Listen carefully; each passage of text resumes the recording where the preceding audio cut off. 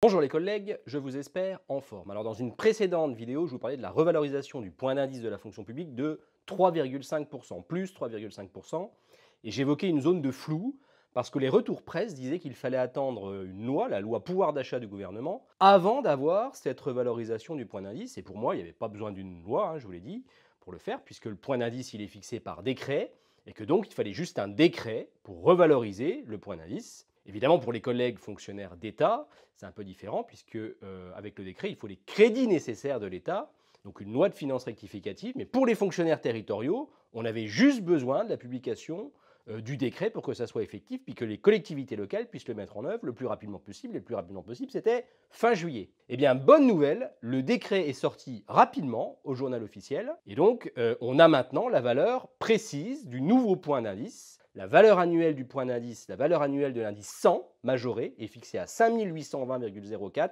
au 1er juillet 2022, ce qui donne, si on cherche la valeur d'un point annuel, 58,2004 euros, 58,20 euros.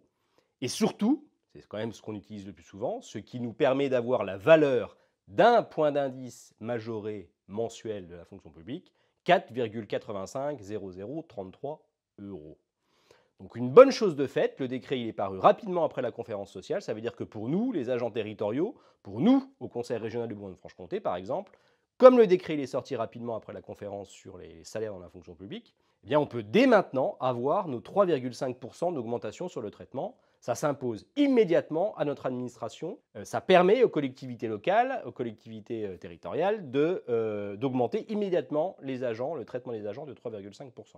Et puis vous dire aussi qu'en fonction des délibérations, j'ai déjà dit, délibérations qui mettent en œuvre les régimes indemnitaires dans les collectivités locales et qui s'ajoutent au traitement des fonctionnaires, il est aussi possible que ces primes elles soient concernées par une revalorisation de 3,5% parce que souvent dans les délibérations, c'est marqué que les primes suivent l'évolution du point d'indice de la fonction publique. Eh bien, nous, au Conseil régional de Bourgogne-Franche-Comté, c'est marqué noir sur blanc, que les montants de référence des primes au Conseil régional, ils suivent l'évolution du point d'indice. Donc les primes doivent prendre aussi plus 3,5% d'augmentation. Mais voilà, notre administration, elle est bien embêtée par cette petite phrase qui figure dans la Libération. Elle refuse d'avoir la même lecture que nous sur cette augmentation des primes aussi de 3,5%, augmentation des primes au Conseil régional. Je vous explique en 30 secondes. Vous allez voir, c'est intéressant. Dans toute la délibération qui fixe les primes au Conseil régional, on parle de montant de référence pour les primes au Conseil régional. On en parle ici, on en parle ici, on en parle ici, on en parle là, on en parle encore ici, on en parle aussi ici, montant de référence, montant de référence, montant de référence. Et donc, dans notre délibération, dans la délibération qui fixe les primes au Conseil régional de Bourgogne-Franche-Comté, le dernier article, l'article 10, il dit, c'est marqué noir sur blanc, alinéa 1, article 10, qui concerne la revalorisation des primes, alinéa 1, les montants de référence et les coefficients ci-dessous seront revalorisés et modifiés conformément au texte réglementaire. Les montants maxi, les plafonds, évoluent dans les mêmes conditions que les montants applicables aux fonctionnaires d'État. Ça, c'est l'alinéa 1, je vous le mets à l'écran. Et l'alinéa 2, les montants de référence de la collectivité, donc les montants de référence au Conseil régional, proportionnellement aux revalorisations du point d'indice de la fonction publique.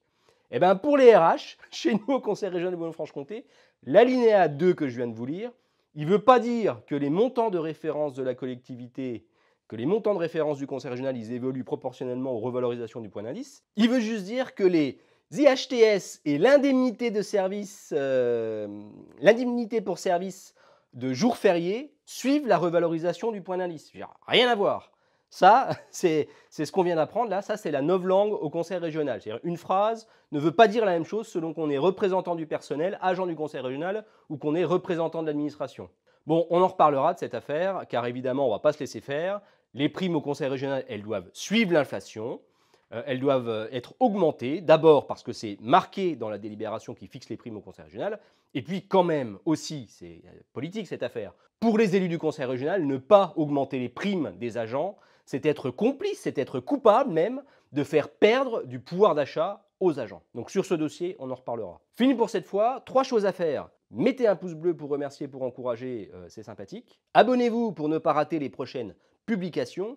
Et puis, signez la pétition que je mets le lien dans les commentaires, dans la description, pour obtenir 10% de hausse du point d'indice cette année, 10% de hausse du point d'indice de la fonction publique. On a eu 3,5% au 1er juillet. Ce n'est pas suffisant pour compenser le gel de nos salaires, le gel du point d'indice sur les dernières années. Donc, si vous voulez obtenir une hausse du point d'indice complémentaire, si vous voulez que sur 2022, on ait 10% de hausse du point d'indice, eh bien, aidez-nous. Et comment nous aider? Eh bien, vous signez la pétition, plus 10%. Je vous mets le lien dans la description ou dans les commentaires, je verrai. Et cette fois, c'est bien fini. Je vous dis à bientôt.